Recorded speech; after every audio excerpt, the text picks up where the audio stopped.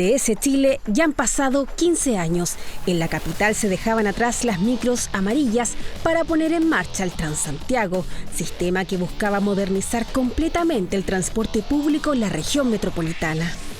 La inversión pública del transporte estaba puesta en Santiago, miles de millones de pesos inyectados para echar a andar la red de buses en la capital.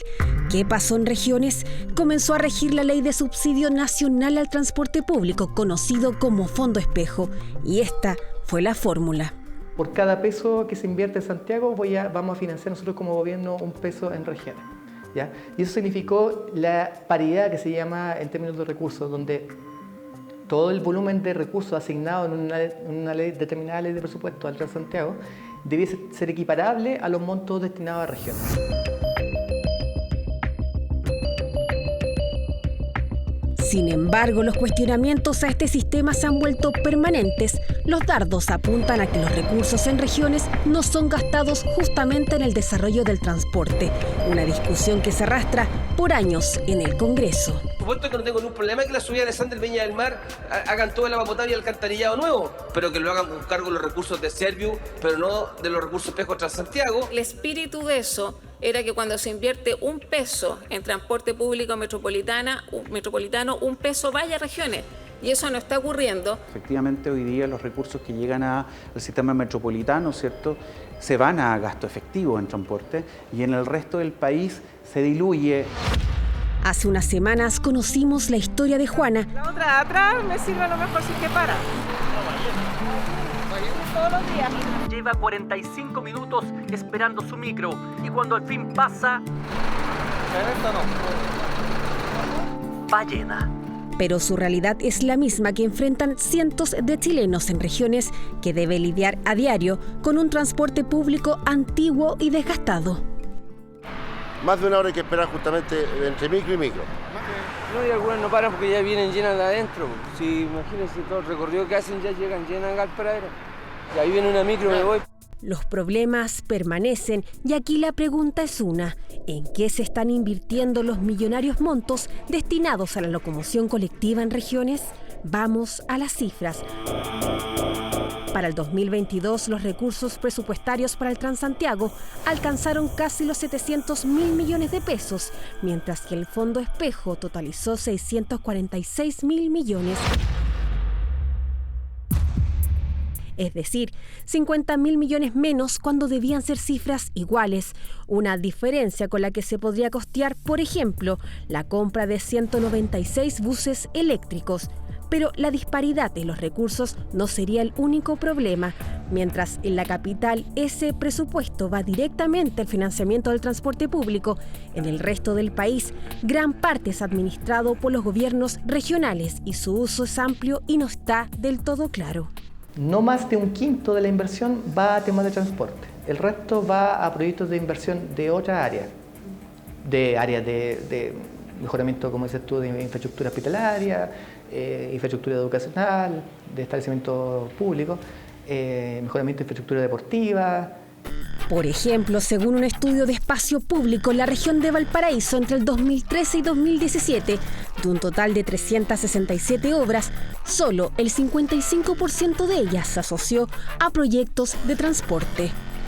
Una verdadera caja negra el FAR, porque es plata que entra al gobierno regional, desde el nivel central se entrega, ¿cierto?, por este concepto, pero ahí pasa a formar de un pozo, pasa a ser parte de un pozo común, y sobre ese pozo común es muy difícil pesquisar cuál es el gasto. ¿Ustedes saben hoy como ministerio en qué se gasta cada peso de estos fondos de espejo? Los gobiernos regionales no están obligados a informarnos a nosotros en qué han gastado sus recursos. El gobernador de Magallanes y presidente de la Asociación de Gobernadores entró de lleno al debate sobre el uso de los fondos espejo. Y eso no significó mayores recursos reales para los gobiernos regionales.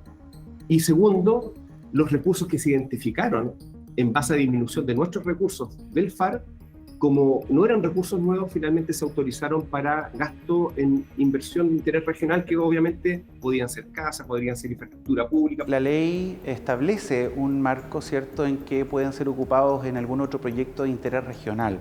ya prioritariamente, dice la ley en proyectos de transporte, es el gobierno regional de turno quien define las prioridades y la ley le permite, ¿cierto?, poder hacer esos gastos en caso que aquello ocurra. Si esos dineros se ocuparon para diversos fines, queda en evidencia que el espíritu de la ley no se está cumpliendo y la brecha en el transporte público entre Santiago y regiones va en aumento. Pero esta no es la única polémica que enfrentan por estos días los llamados fondos espejo. Hay que sumar que los choferes que sí trabajan están asustados y estresados, pues deben lidiar con un sistema tan antiguo como desgastado, ese de hacerse el sueldo según los boletos cortados. Porque en la región de Valparaíso cada chofer debe manejar, hacer cambios, conseguir pasajeros, mirar el camino, recibir dinero y entregar vuelto. Y además dar el boleto. Así es el sistema mismo es así, ¿cachai? El sistema de repente te pasa rojo, ¿cachai? De repente andas muy rápido. Por esta realidad, avanzar hacia una suerte de tarjeta VIP en los microbuses de regiones es la eterna promesa que pareció cumplirse al menos en Valparaíso. El 5 de noviembre del 2020, el gobierno regional adjudicó vía licitación pública a Everis Chile un contrato por 300 millones de pesos. El plan buscaba probar de manera experimental el pago automático del pasaje con aparatos como estos que se implementarían en microbuses de la empresa Transrural. Sin embargo, existen denuncias que acusan que se pagó por algo que nunca funcionó. Se instalaron físicamente los validadores en los microbuses de la empresa Transrural, sin embargo, ninguno de ellos operó ni un solo día.